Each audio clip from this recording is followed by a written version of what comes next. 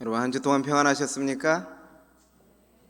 네, 제가 보니까 얼굴이 이렇게 웃지 않으시고 굳어있는 분이 계시는 것 같습니다. 안식일은 우리에게 주신 평안의 시간이죠. 하나님께서 우리에게 안식으로 오라고 초청하고 계십니다. 특별히 우리 모두는 함께 하늘까지 가야 되는 재림 성도입니다. 그래서 오늘은 좀 다르게 제가 말씀을 시작해 보겠습니다. 우리의 소망을 담은 인사를 같이 우리 모든 성도들이 함께 나누어 보도록 하겠습니다. 옆에 분을 보시면서 저를 따라서 인사해 주시기 바랍니다. 함께 하늘에 갑시다. 함께 하늘에 갑시다.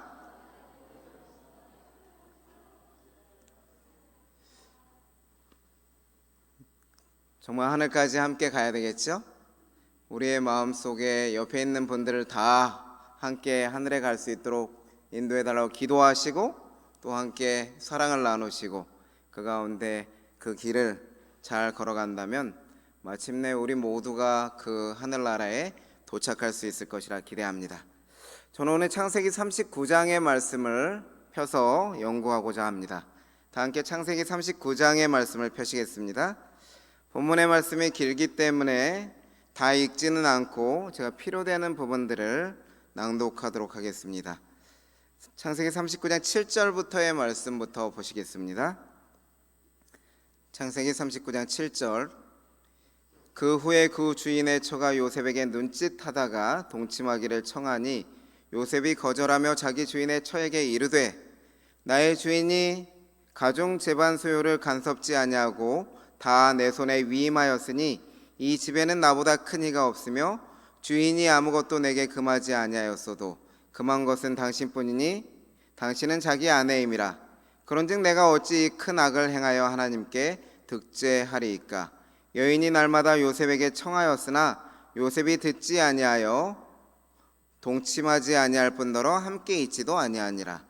그러할 때에 요셉이 시무하러 그 집에 들어갔더니 그 집 사람은 하나도 거기 없었더라. 그 여인이 그 옷을 잡고 가로되 나와 동침하자. 요셉이 자기 옷을 그 손에 버리고 도망하여 나가매 그가 요셉이 그 옷을 자기 손에 버려두고 도망하여 나감을 보고 집사람들을 불러서 그들에게 이르되 보라, 주인이 히브리 사람을 우리에게 데려다가 우리를 희롱하게 하도다. 그가 나를 겁간코자 내게로 들어오기로 내가 크게 소리질렀더니 그가 나의 소리질러 부름을 듣고 그 옷을 내게 버려두고 도망하여 나갔느니라 하고 그 옷을 곁에 두고 자기 주인이 집으로 돌아오기를 기다려 이 말로 그에게 고하여 가로되 당신이 우리에게 데려온 히브리 종이 나를 희롱하고자 내게로 들어왔기로 내가 소리질러 불렀더니 그가 그 옷을 내게 버려두고 도망하여 나갔나이다. 주인이 그 아내가 자기에게 고하기를 당신의 종이 내게 이같이 행하였다 하는 말을 듣고 심히 노한지라. 이에 요셉의 주인이 그를 잡아 감옥옥에 넣으니 그 옥은 왕의 죄수를 가두는 곳이었더라. 요셉이 옥에 갇혔으나 여호와께서 요셉과 함께 하시고 그에게 인자를 더하사 전옥에게 은혜를 받게 하시더라. 요셉이 옥에 gat혔으나 전옥의 옥중 죄수를 다 요셉의 손에 맡김으로 그 재반 사물을 요셉이 처리하고 전옥은 그의 손에 맡긴 것을 무엇이든지 돌아보지 아니하였으니 이는 여호와께서 요셉과 함께 하심이라. 여호와께서 그의 범사에 형통케 하셨더라. 여러분이 잘 아시는 요셉에 대한 이야기죠. 어려서부터 들어왔기 때문에 잘 아시는 말씀이라고 생각됩니다. 저는 요즘 저의 마음의 상태에 대해서 많이 돌아보는 일을 합니다. 그런데 긍정적인 마음의 상태일 때보다 부정적인 마음의 상태일 때가 요즘은 조금 더 많은 것처럼 느껴져서 그 마음을 어떻게 해결할 것인가에 대한 고민을 많이 안고 살아가고 그에 대한 답을 성경에서 찾으면서 살아가고 있습니다.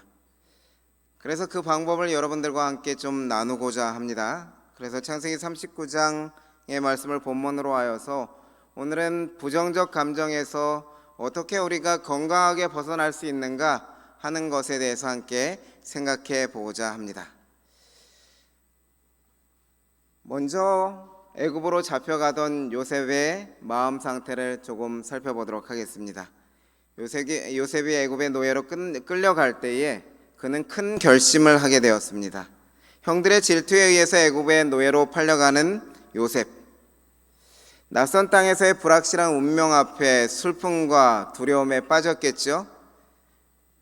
그렇지만 어린 시절 아버지에게 들었던 경험이, 야곱의 경험이 그를 일으켜 세웠습니다. 아버지 야곱이 자신을 죽이려는 형을 피해 도망칠 때에 하나님께서 어떻게 그를 보호하시고 그를 지켜주셨는지, 그리고 그의 삶을 어떻게 바꾸셨는지에 대해서 간증을 들었기 때문에 그것이 요셉이 가장 힘들 때 살아났어요. 저는 특별히 여기 삼육대학 교회 어른들, 그리고 자녀들을 지도하시는 부모님들이 자신의 평생의 신앙적 경험을 간증으로 나누어 주는 일에 부지런하셨으면 좋겠습니다. 왜냐하면 그 일이 언제 힘을 발휘할지 모릅니다. 특별히 우리의 자녀들이, 손자들이 어려울 때에 하나님을 생각나게 하는 그러한 아름다운 간증으로 힘을 발휘할 것입니다. 그러한 간증으로 말미암아 요셉은 결심하게 됩니다.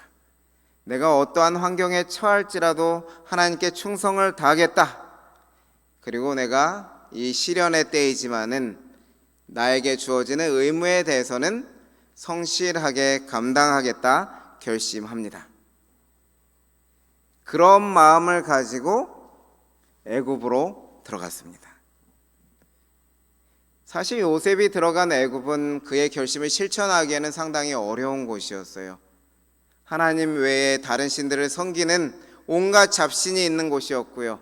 그에 대해서 조직적으로 예배가 있는 곳이었고, 특별히 파라오를 중심으로 하여서 사제 계급들이 그러한 부분들을 강조하고 있었기 때문에 자신의 신앙을 수호하는 것은 어쩌면 어려울 수도 있었겠습니다.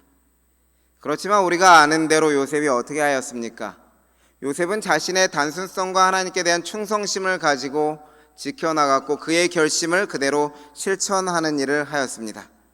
특별히 여기 부조화 선지자에 나온 말씀 가운데 은혜로운 장면은 요셉이 어떻게 행하였는지에 대한 기록인데요. 그의 주위에는 눈에 보이고 귀에 들리는 숱한 죄악들이 둘러 있었으나 그는 보지도 듣지도 못하는 사람처럼 생애하였다. 그의 생각은 금지된 문제들의 주변에서 머뭇거리지 않았다. 그 다음 말씀이 저의 마음을 콕콕 찌르는 말씀이었습니다. 애굽인들의 환심을 사려는 욕망으로 자기의 원칙을 감추는 일도 없었다. 그는 자기의 조상들의 종교를 부끄럽게 여기지도 않았으며 여호와를 경배하는 사람이라는 사실을 숨기려고 애쓰지 않았다. 제가 전에 설교를 하면서 저의 어렸을 때의 별명이 요셉이라는 얘기를 드렸습니다. 형들이 저를 구덩이에 빠쳐서 그렇게 되었다는 얘기를 드렸던 적이 있는데요. 사실 저는 요셉의 이러한 점을 본받고 싶은 마음이 있습니다. 어떠한 상황에서도 원칙을 지키면서 특별히 애굽인들의 환심을 사기 위해서 노력하는 것이 아니라 자신이 믿고 있는 것, 내가 알고 있는 것에 대해서 부끄럽게 여기지 않고 그것을 그대로 드러냈다고 하는 것입니다. 사실 여러분, 내가 믿는 것이 부끄럽지 않은 것이고 진리라면은 부끄러워할 필요가 없겠죠. 숨길 필요가 없죠. 예수님도 등불을 켜서 어디에 두라 그랬습니까? 말 아래 숨겨두지 말고 등경 위에 두어서 온 세상 사람들에게 비치게 하라고 말씀하셨습니다. 제가 삼육대학교에 와서 2년 동안 약학과 학생들을 가르치면서 제가 그동안 가르쳐온 태도를 이렇게 돌아보게 되었습니다. 그런데 저의 삶을 살펴보니까요, 학생들의 환심을 얻는 일에 상당히 노력을 많이 했던 것을 보게 됩니다. 그들에게 친절을 베풀고 맛있는 것도 사주고 상담도 해주고 시간을 같이 보내고 수업도 학생들의 요구를 많이 반영하여서 진행하고,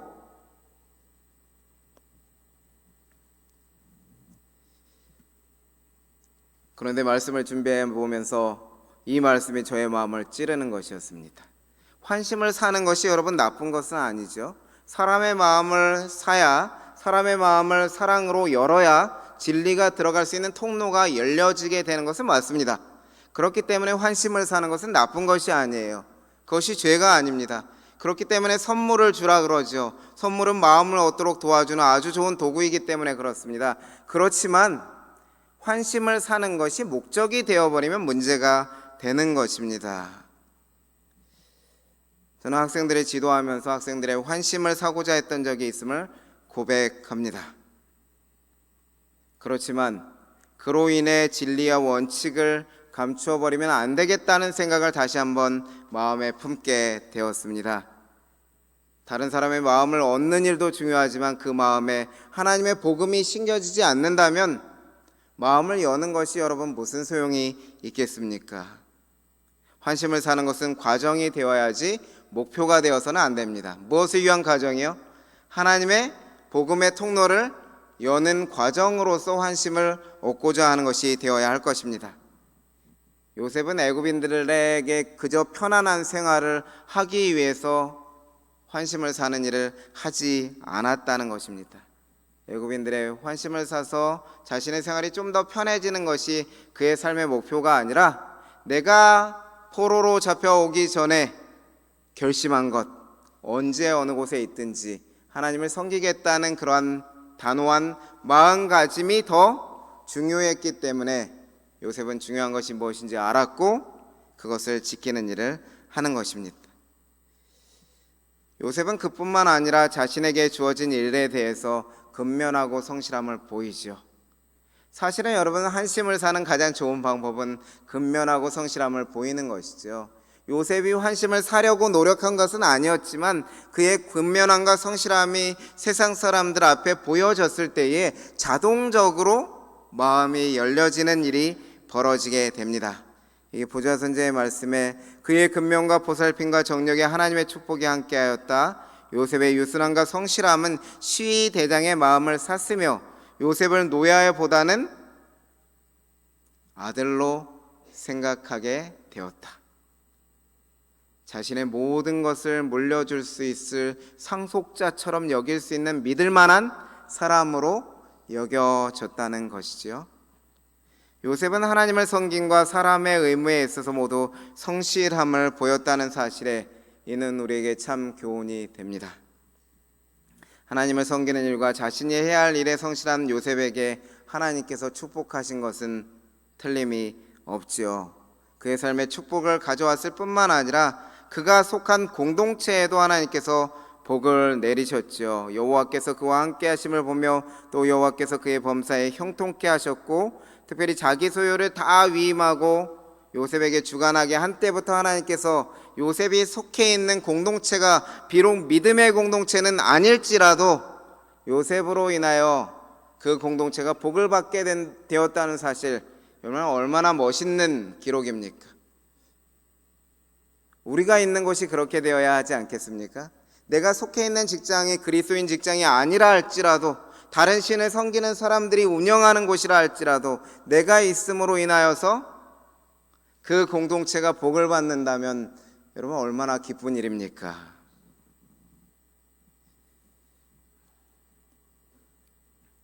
엄청난 일이죠. 노예 출신의 20대 젊은 청년, 애굽 출신의 유능한 사람들이 분명 있었을 텐데도 하나님은 비천한 이 이방인 노예에게 자신의 소유를 모두 위임하도록 하는 복을 내리시고 파격적인 인사까지 행하시죠. 모든 것을 맡아서 주관하는 청지기의 직분까지 맡기신 것입니다. 이렇게 하나님께 대한 섬김과 사람에 대한 의무를 보여준 요셉의 성실함이 공동체의 축복을 가져주었다는 사실을 확인하는데요. 그런데 여러분, 성실함이라고 하는 것이 항상 축복을 가져다 주는 것만은 아닌 것 같습니다. 요셉은 그 성실함으로 인하여 고난을 당하게 되는데요. 요셉의 변함없는 성실함 때문에 그는 고난을 당합니다. 우리가 읽은 본문의 말씀 창세기 39장 7절로 20절의 말씀이 그 일을 기록하고 있죠. 우리가 이미 읽었는데요. 일 잘하고 용모가 뛰어난 요셉은 여주인에게도 신뢰를 받습니다. 그리고 매력을 느끼죠. 그래서 요셉을 자신의 사람으로 만들기를 원하였습니다. 그렇지만 하나님을 섬김과 주인을 섬기는 데 충실한 요셉은 보디발이 아내를 금한 것을 알고 있기 때문에 그의 성실하게 주인의 명령에 따릅니다. 이런 지하에 거절하는 일을 하죠. 그렇지만 계속해서 유혹이 계속되었죠. 날마다 요셉에게 청했다고 기록하고 있죠. 그러한 상황에서도 요셉은 어떻게 합니까? 그의 무기는 성실성이었던 것 같아요. 성실함으로 대응하는 일을 합니다. 무엇보다도 듣지도 아니하고 함께 있지도 아니하고, 요셉이 악을 피하는 방법이었던 것 같습니다. 아까 우리가 읽었던 말씀 속에서 애굽의 모든 것들이 자신을 둘러싸고 있었지만 요셉은 듣지도 않았고 보지도 않는 것처럼 행했다 한 것처럼 여기서도 똑같이 행동해요. 듣지도 않고 함께 있지도 않는 모습을 보여주죠. 여전히 일관된 모습으로 자신의 주변에 대응해 나가는 요셉의 모습을 보게 됩니다. 그래서 여주인은 작전을 짤 수밖에 없었지요. 우리가 잘 아는 것처럼 집을 비우고 요셉이 일하러 들어온 사이에 기회를 노렸고요. 강력한 거부를 하자 그의 옷을 잡아서 증거로서 남기고 자신의 명을 거역한 이 괘씸한 종을 보복하기로 결심을 한 것이죠. 결국 요셉의 성실함으로 인해서 요셉은 축복도 경험하였었지만은 여주인의 분노도 경험하게 되었습니다. 거짓말로 요셉은 모함을 당하게 되었고 주인의 분노를 경험하게 되어서 감옥까지 이르는 일이 있게 되었습니다. 그래서 여러분, 성실이 가진 것이 항상 축복을 가져오지만은 않습니다. 하나님께 대한 성실함이 우리에게 항상 복을 주는 것은 아님을 기억할 필요도 있습니다. 하나님에 대한 믿음을 지키다 보면 때로는 우리는 고난을 당할 수도 있다는 사실을 인지해야 될 필요가 있는 것입니다. 하지만 그래도 잊지 말 것은 성실함 속에는 하나님께서 축복을 함께 베풀고 계신다는 사실은 꼭 기억해야 할 사실입니다. 요셉의 성실함이 비록 고난을 가져왔지만 성실함은 그를 보호하는 일을 하였는데요. 부자 선지자에는 그에 대해서 다음과 같이 이야기합니다. 요셉은 그의 성실함 때문에 고생을 당했다. 그의 유혹자는 그에게 더러운 죄를 씌워 고소하였고 그로 인해 감옥에 들어가게 함으로 복수하였다. 만일 보디발이 요셉에 대한 그의 아내의 고소를 그대로 믿었다면 그 젊은 청년은 그 생명을 잃었을 것이다. 그러나 한결같이 그의 품행을 특징져온 겸손과 정직이 그의 무죄의 증거이었다. 요셉은 자기 주인 집의 명성을 더럽히지 않기 위하여 수치와 속박을 감당하였다. 그가 한결같이 유지해온 겸손과 정직한 모습, 그 모습에도 요셉은 성실함을 나타내었습니다. 믿음직한 사람이 되었죠. 그러니 어쩌면 자기 부인의 말보다 요셉을 더 신뢰하기 때문에 요셉을 생명을 빼앗는 일은 하지는 않은 것이죠. 이제 감옥에 가게 된 요셉, 이러한 요셉의 마음 상태가 어땠을까요? 주인의 아내를 겁탈하려는 그러한 죄목을 지고 감옥에 들어온 요셉을 그 안에 있던 죄수들이 그냥 놓아두었을까요? 요즘도 우리가 그 성적인 범죄를 저지르면 아주 그에 대해서 분노하는 것처럼 그때도 그랬을지도 모르겠습니다. 그래서 처음부터 간수들로부터 아주 혹독한 대우를 받았습니다. 시편 기자는 그 발이 착고에 상하며 그 몸이 쇠사슬에 매였으나, 처음에 들어가서 요셉이 처음부터 자유로웠던 것은 아니었던 것 같아요. 손과 발이 다 묶여서, 바울이 착고에 묶여서 감옥에 갇혀있던 그런 모습처럼 이 요셉도 움직이지 못하도록 고정되어서 온갖 학대와 언어 폭행을 당했음에 틀림이 없습니다. 노예가 감히 주인의 아내를 희롱하였다는 사실, 주제도 모르고 그렇게 청지기까지 삼아주었는데 너 같은 놈은 뜨거운 맛 좀 보아야지, 그래야 정신 차리지 하면서 수많은 폭력으로 괴롭혔을 것이 틀림없습니다. 혹독하게 그를 대우하는 것이지요. 발이 착고에 상하고 몸이 쇠사슬에 묶인 요셉의 모습이 처량하죠. 잘못한 것도 없이 정직함과 하나님께 대한 순수함 때문에, 성실함 때문에 고초를 당하니 여러분, 마음에 억울함이 있겠습니까? 슬픔이 마음에 깃들 수밖에 없죠. 여러분, 하나님의 말씀대로 살려고 하는데 고난당하면 기쁠까요? 사람은 여러분 생각하고 그리고 외부적 영향을 받으면 그것이 감정으로 고스란히 나타나게 되어 있습니다. 그리스도인도 마음이 아프고 슬픈 것은 당연하죠. 하나님이 보호해 주시면 이런 일도 막아주실 수 있었을 텐데 왜 나를 여기까지 가게 하시느냐 하는 그러한 원망도 할 수도 있습니다. 하나님 어느 때까지 나를 고통당하게 하십니까 하는 것이 의인들이 많이 드렸던 기도지요. 그래서 여러분, 하나님을 믿는 사람도 이러한 억울함과 슬픔을 가질 수가 있어요. 하나님을 섬기고 주인을 섬기고 치열하게 살아서 이제는 좀 살만해졌는데 다시 성실함에 대한 보상이 돌아오는 것이 고난이라면 가고 싶지 않은 길, 괴로운 것이죠. 요셉의 마음에도 억울함과 분노와 슬픔이 생겨났습니다. 부정적인 정서가 그의 마음에 차게 되었어요. 현재 자신을 바라보니 노예로 잡혀올 때보다 한 단계 더 밑으로 내려간 것 같은 그런 마음이 드는 것입니다. 이러한 마음이 괴로운 사람이 어떻게 부정적 정서에서 이렇게 벗어날 수 있을까요? 저는 요셉에게서 그 지혜를 배워보고자 합니다. 마음이 바닥까지 떨어져서 힘들어하는 그런 상태에서 어떻게 그 바닥을 치고 올라올 수 있을까 하는 것을 생각해 보고자 하는 것이지요. 요셉의 이런 부정적 정서에서 어떻게 벗어날 수 있었을까? 창세기 40장 20절로 21절의 말씀에 다음과 같이 이야기합니다. 여호와께서 요셉과 함께 하시고 그에게 인자를 더하사 전옥에게 은혜를 받게 하시더라. 요셉이 옥에 갇혔으나 전옥이 옥중제수를 다 요셉의 손에 맡김으로 그 재반사물을 요셉이 처리하고 전옥은 그의 손에 맡긴 것이 무엇인지 돌아보지 아니하였으니 이는 여호와께서 요셉과 함께 하심이라. 여호와께서 그의 범사에 형통케 하시니라.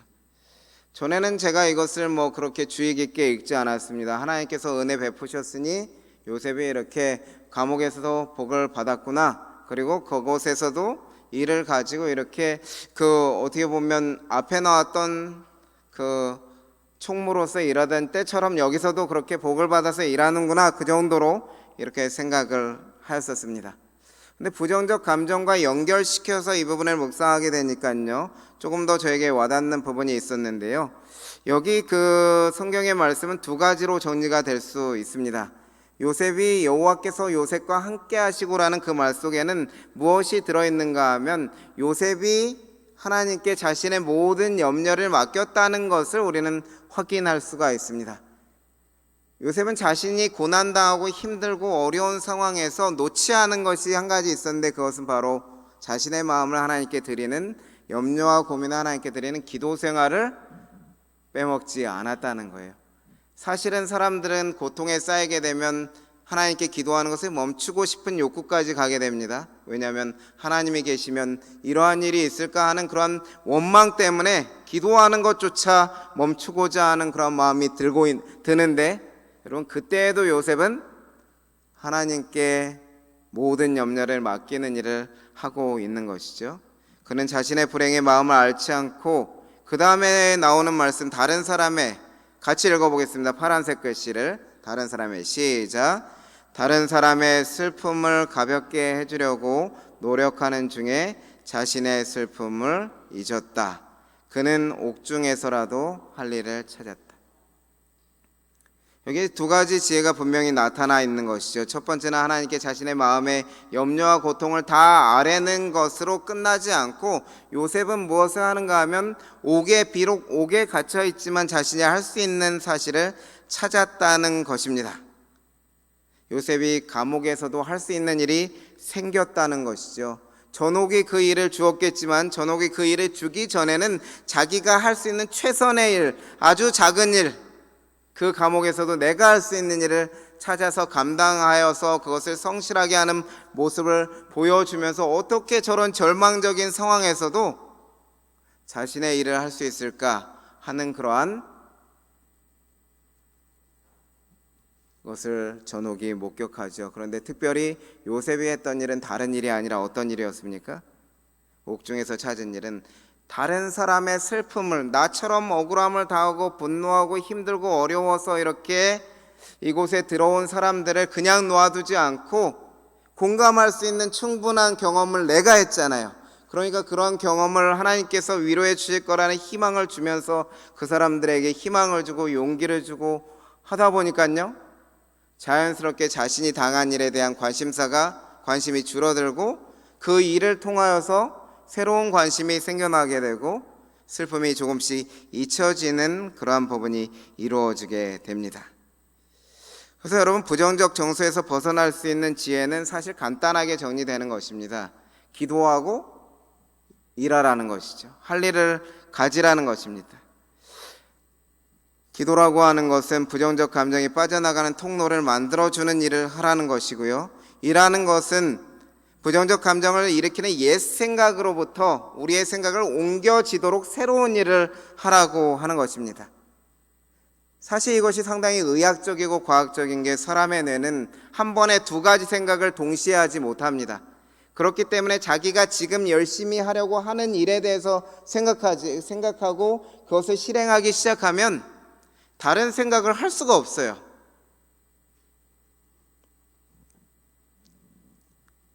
그런데 한 번 안 좋은 생각을 하면 꼬리에 꼬리를 물고 안 좋은 생각을 계속 낳고 그쪽으로 빠져들게 되는 것이죠. 그때 필요한 것이 새로운 생각인데, 새로운 생각을 하도록 해주는 가장 쉬운 방법은 움직이는 것입니다.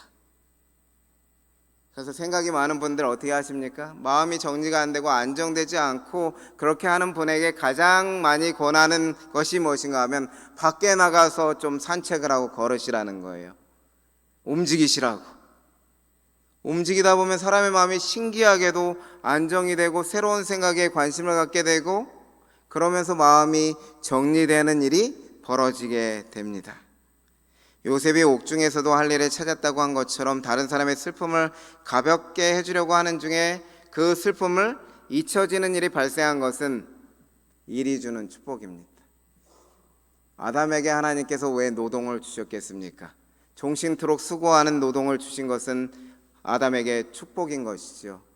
자신의 죄로 인해서 온 인류가 멸망당하게 생겼는데 그것으로 인해서 온갖 스트레스를 받을 수 있는 이 아담에게 아담이 일이라도 안 하면 언제 그것을 잊고 살아갈 수 있겠습니까? 900년 이상 930년 가까이 산 아담이 일하는 것이 없었다면 계속해서 생각나는 그 생각을 막을 수 있었을까요?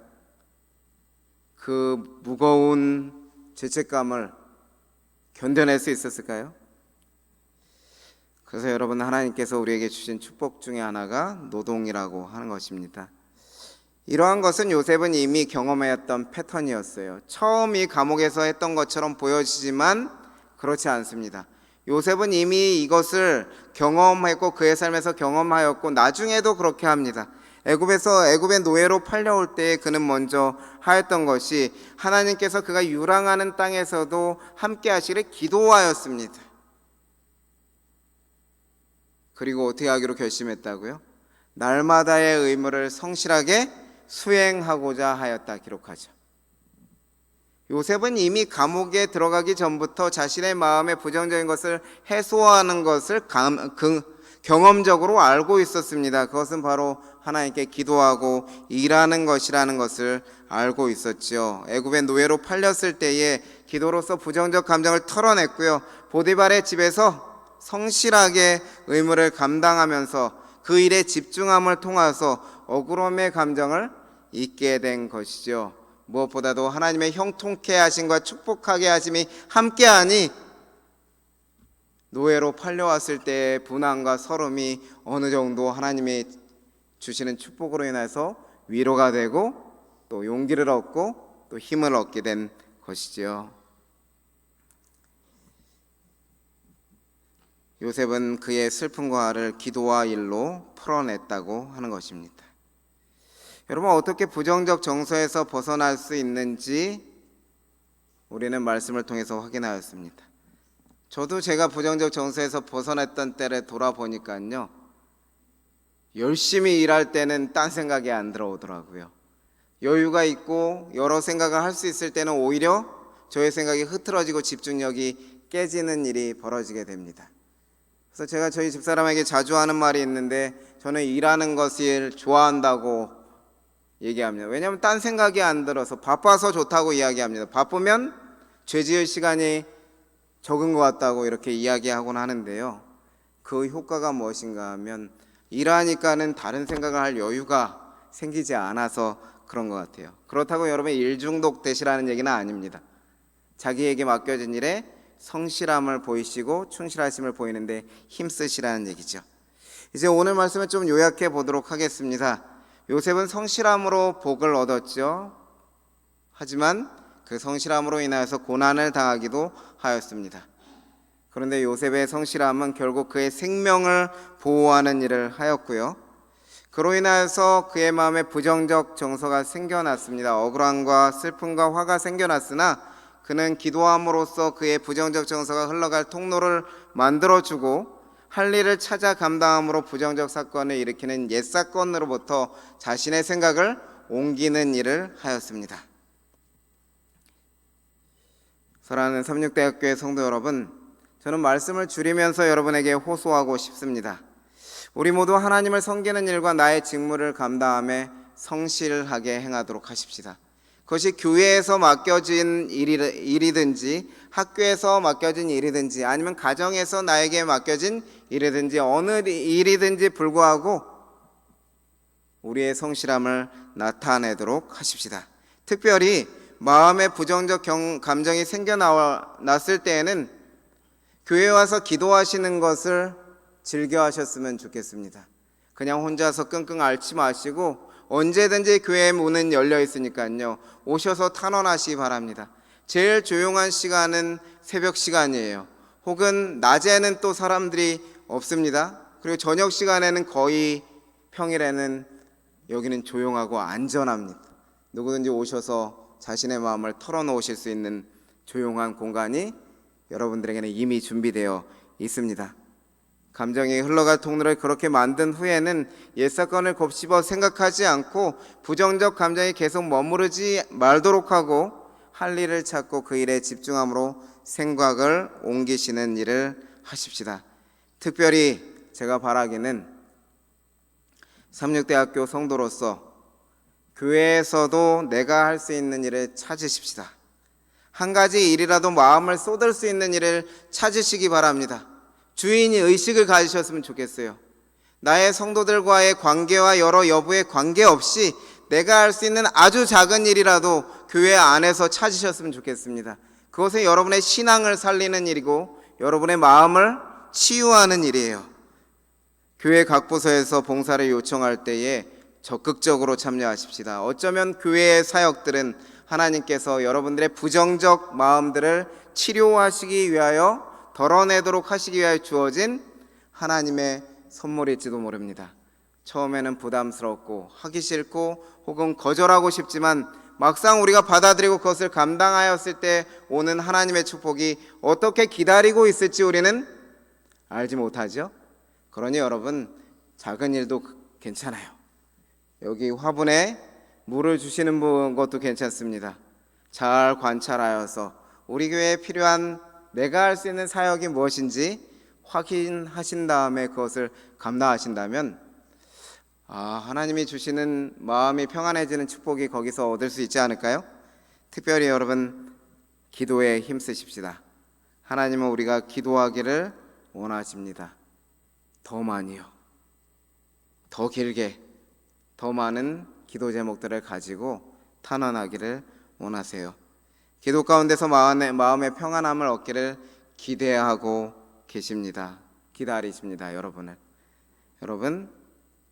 우리 모두 기도하시고 일하는 성도가 되도록 하십시다. 하나님께서 여러분들의 마음의 치료를 위해서 기도와 할 일이라는 것을 주셨다는 것을 기억함을 통하여서 2024년도에 마지막 남은 두 달도 채 안 남았죠. 이 기간을 어떻게 해요? 기도하는 일에, 그리고 하나님의 일을 끝까지 충성되게 감당하는 일에 충실하십시다. 그런 의미에서 특별히 다음 주는 그 전국적으로 재림마을 방송을 통하여서 연말 기도 주간이 시작되는 주간입니다. 저희 학교는 교직원 영성축제, 영성기도주일이 있기 때문에 특별히 따로 마련하지 않지만 특별히 다음 주는 일요일 저녁부터 목회부에서 재림마을 방송, 예배 방송을, 기도주일 방송을 보내드릴 것입니다. 그러면 여러분들 저녁에 1시간만 투자해 주십시오. 그리고 그 말씀을 성수에 관련된 말씀입니다. 깊이 들으시고 기도하는 시간을 특별히 가져주시기 바랍니다. 그런 마음을 가지시고 금요일 저녁에는 성만찬이 준비되어 있습니다. 1년 동안의 나의 모든 아픔들과 죄와 아픔들을 씻어내고 또 마음의 앙금들을 없애고 그리고 사랑을 나누는 성만찬이 다음 주 금요일 안식일 첫 시간에 함께할 예정입니다. 그래서 그 일을 위하여 한 주 동안 여러분의 마음을 바쳐주시고 함께 하신다면 이 연말이 더욱더 우리의 마음이 화목하고 또 평안한 시간이 되지 않을까요? 하나님께서 우리의 기도와 우리의 일하는 것에 복 주시기를 기대하면서 오늘 말씀을 줄이도록 하겠습니다.